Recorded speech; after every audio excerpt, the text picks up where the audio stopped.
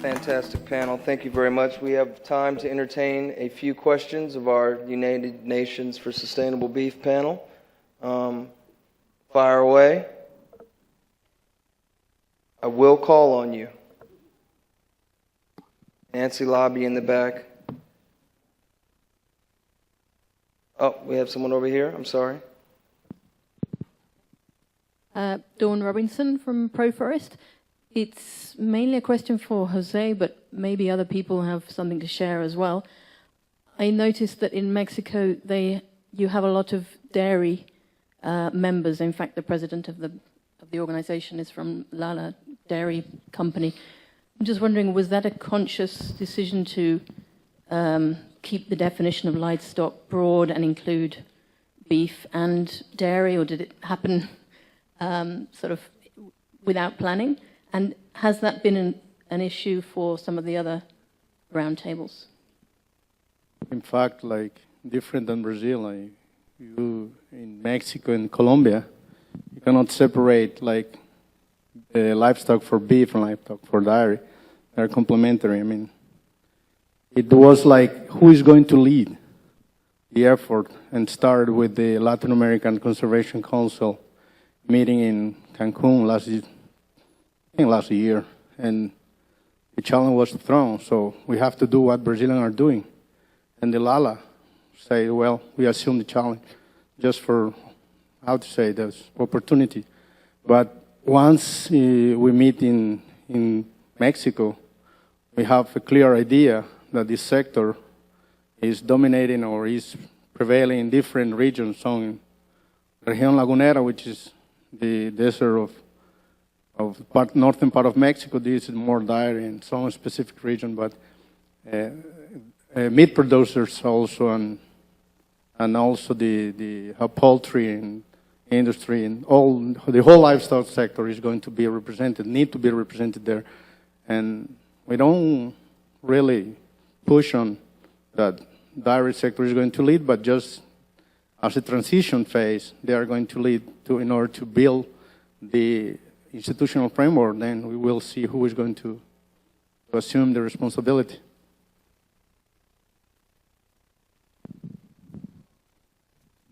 Dairy is a very important part of our beef supply chain, becoming increasingly important. Dairy have a stronger political voice in our country than beef and lamb, so we try and work as closely as we can with our dairy cousins.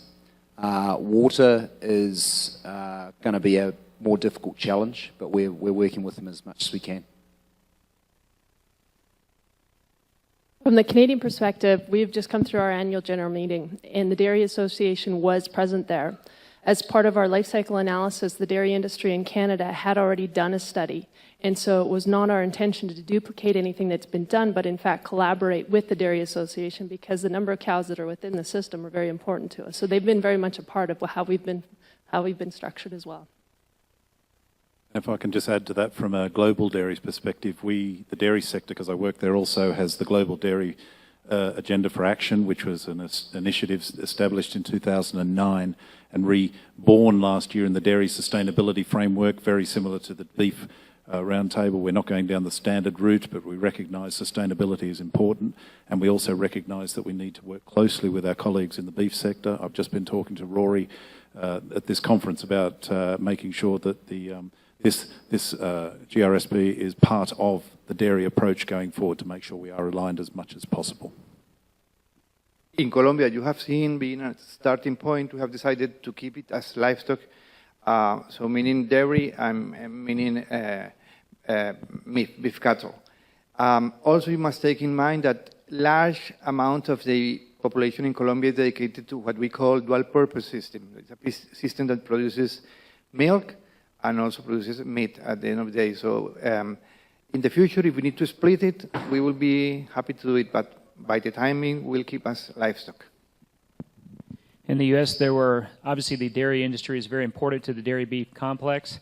As we look at what we're trying to accomplish, we have quite a bit of, the gentleman from Colombia here would talk about the peace process. We have that focus within the beef sector right now as a big first step in trying to align 630,000 beef producers, but the beef dairy complex is very important. We do a lot of work in the area of beef quality assurance that connects to the dairy segment of the beef dairy complex. So they will continue to be an area that we would engage, but that's not our first step as the first phase of this initiative.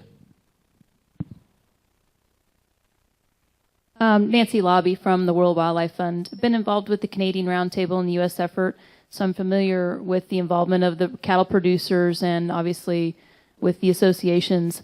But I'm curious, in Colombia and Mexico especially, it wasn't clear to me, are the cattlemen associations involved in the development of the Roundtable? And if so, or if not, why not? And if so, what is their role in the development of the Roundtables?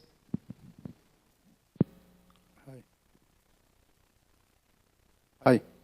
I would say that it's very first stage of meetings in Colombia and Mexico. I would personally participate in both.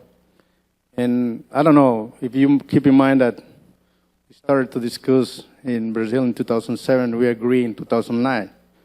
So on common goals or objectives. We've been discussing deforestation issue for more than 2 years. So I could say that we made advance. We are, as my colleague from Colombia say, we are creating trust between each other. It's not easy to put dairy and beef in the same room. It's not easy to put. So we are, GTPS is one stage of maturity that we can talk openly with any of the components of the supply chain.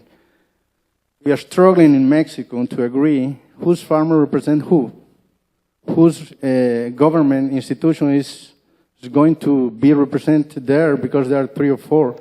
And environmental issue is one, development issue is another. So it is, we like to build up, and we are not in such a hurry that we have to build up. First of all, the institutional framework. We like to invite as much as possible institutions that have interest to participate, to develop, and to help to have this kind of conversation and build some common goals to one strategic, let's say, objective on livestock.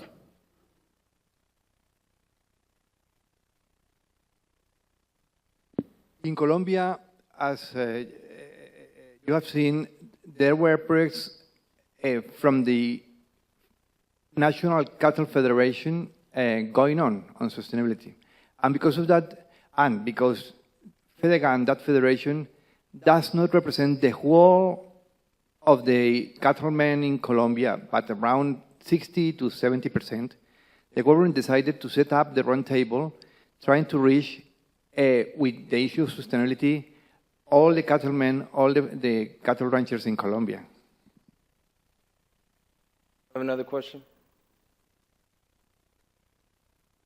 Got the mic, speak, brother. Roger Cady from Elanco. This is specifically for Brian. Anybody else can answer, but for Brian. Brian, as I was listening to you speak and all the reporting and all the different organizations that have reporting guidelines, I started to think about who industry reports to outside of agriculture. And there's the Carbon Disclosure Project, there's the Global Reporting Index. Have you had any discussions about tying in with their any of their requirements for reporting that goes on in industry outside of agriculture? Yes, but not in the beef sector. In the dairy sector, certainly, because we recognise that many of our members or those we work with in the dairy sector are reporting through those mechanisms, and what we want to try and do is align with those as much as possible. I don't think any of us in any reporting mechanism development want to create a bureaucratic nightmare for those we work with in the sector. We want to keep it as efficient as possible, but as meaningful as possible. So certainly, I wouldn't say we're a long way down that track, but we're certainly building infrastructure through databases that's able to pull in data from other reporting mechanisms at the moment, should that be possible.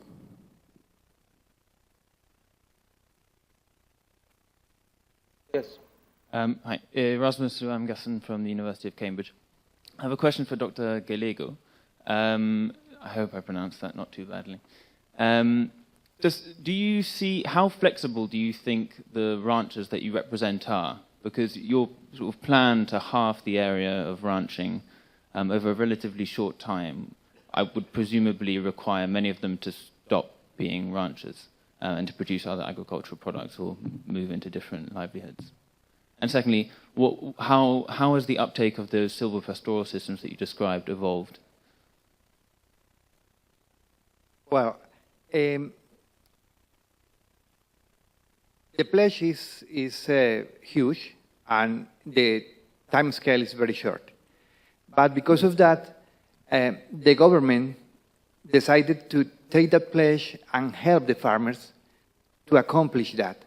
Because it's from the political point of view, it's a very optimistic pledge, but in reality, if we allow only the cattlemen to reach those goals, they won't never be able to do so. So because of that, it's a huge opportunity for the government, because it goes linked as well with the COP, commitments that we have. And it will help a lot, to decrease GHG emissions. As you saw, having livestock spread all around the country, our commitment to decrease those emissions is not only huge, but is very difficult. So this is a wonderful way to help the farmers in order to decrease those emissions. The second question, I couldn't understand it properly, sorry.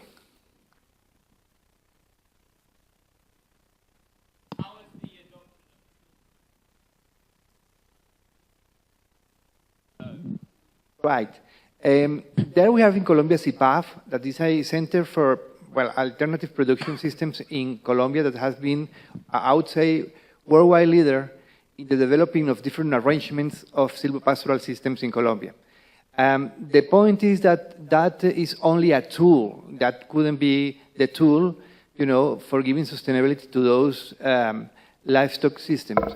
And it's a tool for a special niche of farmer, because it couldn't be implemented for small farmers, because it does need land and it also needs some financial input, to establish those arrangements. Okay. There is a niche for that technology. One final question, Fernando. Thank you, Cameron. My question is to Mr. Lindsay, and maybe Terry, if you want to help him, is about the standards. We are talking about different standards. You mentioned more than 130 that you are studying the SI platform.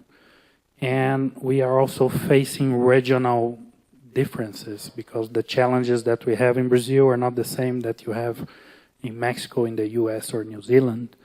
So is it achievable that a private company could find one standard to source, for example, beef worldwide, facing those differences?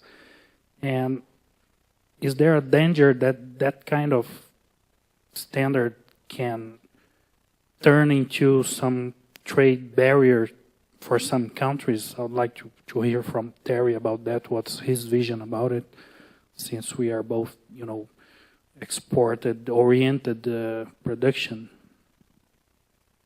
In terms of finding one standard, I'm a firm believer, and I said it through the sessions yesterday, I'm a firm believer of local solutions to local challenges. And I can tell you the experience we had in dairy. We went and spent almost $500,000 on an independent study about whether we should have a standard for dairy, and recognizing the diversity in the production systems, and recognizing also we want to demonstrate continuous improvement. The consultants, the globally recognized set of consultants who did this, came back to us and said, don't lose sight of a standard, but actually at the moment what you're better off is designing a framework that allows local solutions to local challenges. And I think that's an important message we learnt and we've adopted in the dairy sector, and it can apply also in the beef sector. With our principles and practices, we define the principles of sustainable agriculture. How you achieve that principle needs to be developed on a local basis, because as I said yesterday so much, this has to be meaningful for the whole supply chain. It's not about ticking boxes for the market. It's about helping businesses get more efficient, and that's what sustainability is all about to me. I'll leave the trade barriers over to you. I'm going to offer a personal view. My vision, Fernando? My vision for New Zealand is